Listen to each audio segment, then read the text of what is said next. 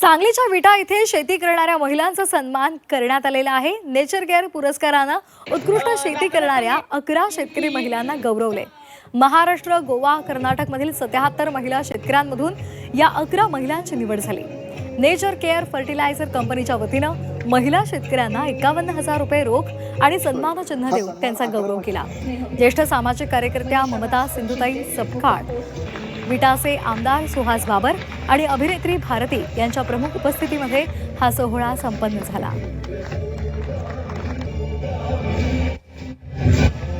Nature care fertiliser या संस्थेचे मी आभार मानेन, कारण अखंड महाराष्ट्रातून आज 11 महिलांची निवड झाली आहे।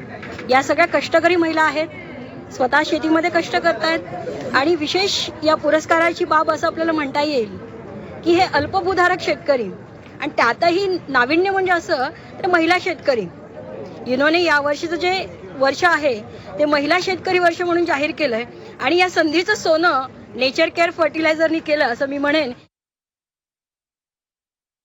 नेचर केअर फर्टिलायझर्सला 25 वर्ष झाल्यानंतर आम्ही ठरवलं की पुरस्कार प्रदान सोहळा आपण चालू करूया, कारण ज्या शेतीसाठी, ज्या मातीसाठी आपण कष्ट करतोय त्या मातीत राबणारे जे हात आहेत त्यांचा जर आपण उचित सन्मान केला, अशी जी काही लोक आहेत की जी वेगळे प्रयोग करतायत, वेगळ्या वाटा निवडतायत, त्यांना जर समाजापुढे आणलं तर शेती करणाऱ्यांची संख्या वाढेल। आज शेती सोडणाऱ्यांची संख्या जी वाढतीये, त्यामुळे असं एक प्रेडिक्शन आहे की 2050 साली खऱ्या अर्थाने म्हणजे अन्न टंचाई होऊ शकते का, असं काही ठिकाणी बोललं जातं।